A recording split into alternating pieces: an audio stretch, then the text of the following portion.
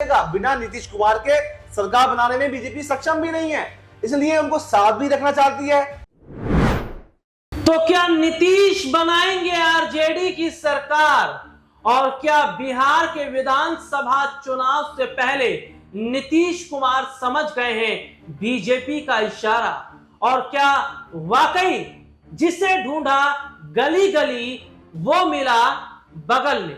जी हां, यानी कि हम ये देख रहे थे कि आखिरकार देखिए वो एक कहावत कही जाती है ना कि शहर में ढिंडोरा और बगल में छोरा और शहर में ढिंडोरा, यानी कि हम जिसकी तलाश कर रहे थे वो हमारे बगल में है। और नीतीश कुमार के खिलाफ साजिश कौन कर रहा है? नीतीश कुमार की छवि को खराब करने की कोशिश कौन कर रहा है?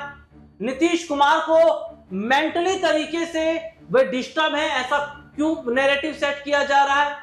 क्यों बिहार में लगातार अपराध बढ़ते चले जा रहे हैं? क्यों लगातार इन मुद्दों पर भारतीय जनता पार्टी चुप? क्यों लगातार जब नीतीश पर हमला हो रहा है तो बीजेपी के विधायक कुछ नहीं बोल रहे हैं?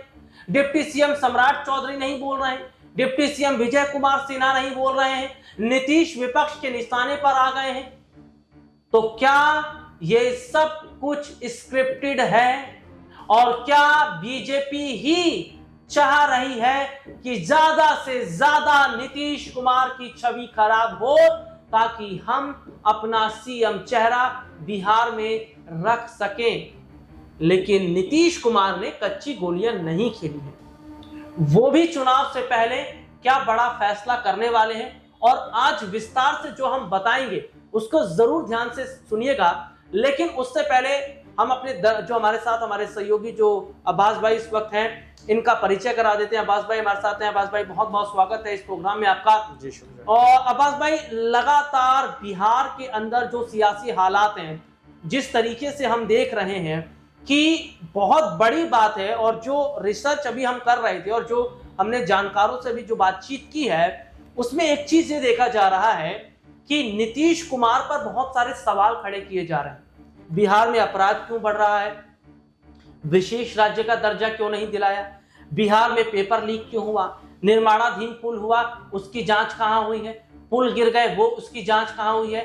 भ्रष्टाचार हुए हैं, उसकी जांच की कब हुई, कहां तक पहुंची है? मोकामा की घटना हुई, अनंत सिंह सोनू मोनू गैंग, उस मामले में क्या है? तो यहां पर यह देखा जा रहा है कि सारे सवाल नीतीश कुमार से किए तो जा रहे हैं, लेकिन जहां जिम्मेदारी बीजेपी की भी बनती है, डिप्टी सीएम विजय कुमार सिन्हा की बनती है, बीजेपी के विधायकों की जिम्मेदारी बनती है कि उनके ही जो है सहयोगी दल के जो सहयोगी दल के इतने बड़े चेहरे और बिहार के मुख्यमंत्री फंस रहे हैं। विपक्ष सवाल कर रहा है, तेजस्वी सवाल कर रहे हैं, कांग्रेस सवाल कर रही है, प्रशांत किशोर सवाल कर रही है, लेकिन बीजेपी चुप है, कोई जवाब नहीं है, बीजेपी उनका स्टैंड नहीं ले रही है। तो क्या ये माना जाए कि जानबूझकर बिहार में जो नैरेटिव सेट किया जा रहा है नीतीश कुमार को लेकर, या जिस तरीके से नीतीश कुमार को पूरी तरीके से फंसा दिया है और भारतीय जनता पार्टी चुप है, ये सब बीजेपी के द्वारा ही किया जा रहा है?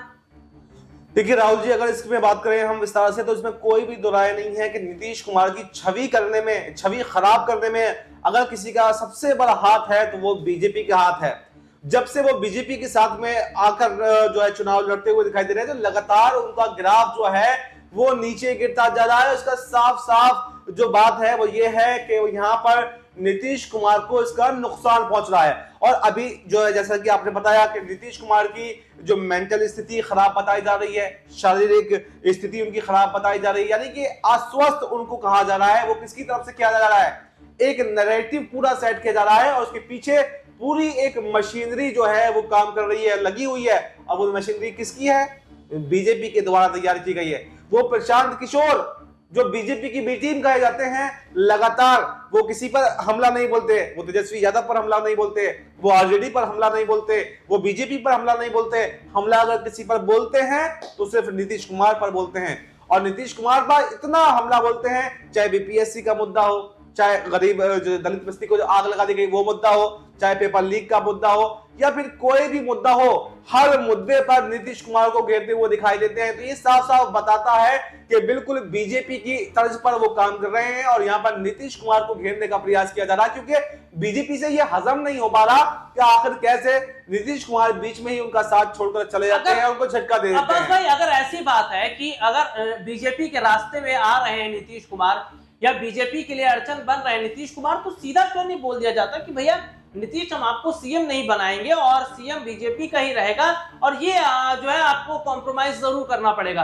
तो अगर ऐसी ही बात है तो सीधे सीधे क्यों नहीं बोल दिया जा रहा है? लेकिन नीतीश कुमार की जो कहा जा रहा है कि छवि को इस तरीके से खराब किया गया, क्योंकि लगातार बिहार में जिस तरीके से अपराध बढ़ रहे हैं उसमें नीतीश को सवाल के घेरे में खड़ा किया जा रहा है, जबकि इसमें भागीदारी बीजेपी की भी। भैया आपके भी तो डिप्टी सीएम है, वो क्या काम कर रहे हैं, उनसे क्यों नहीं पूछताछ हो रही है? लेकिन पूछताछ तो नीतीश से हो रही है।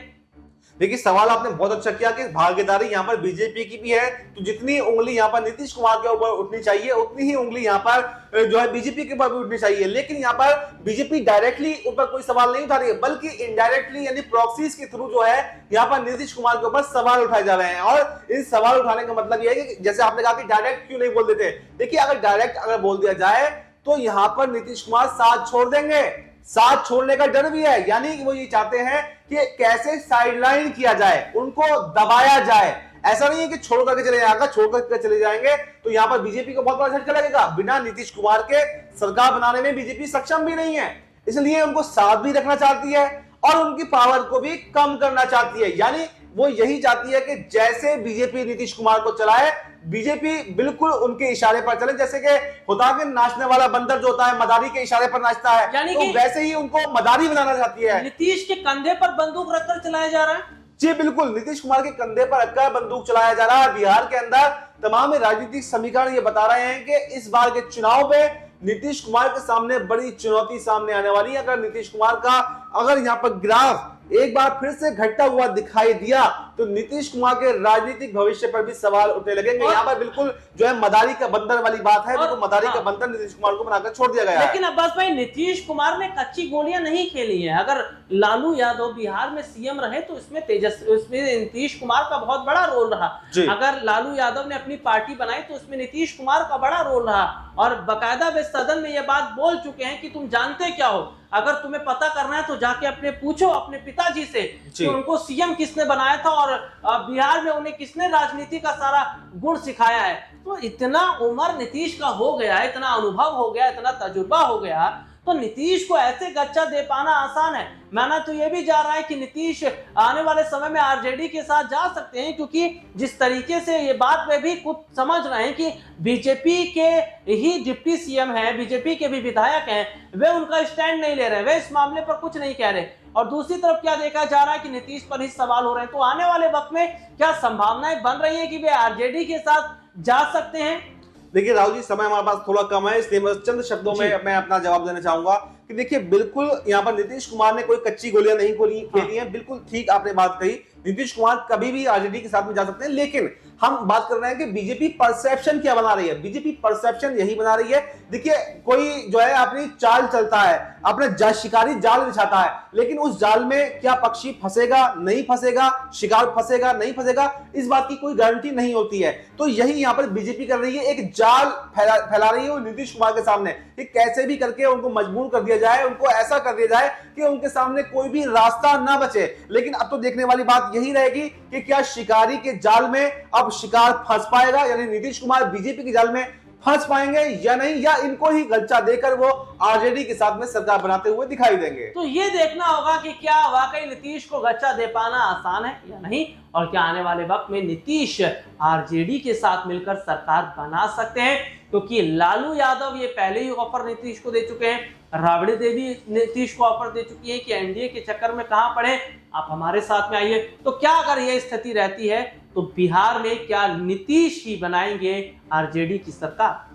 आज के लिए इतना ही, आपसे फिर दोबारा मुलाकात होगी, तब तक के लिए इजाजत दीजिए।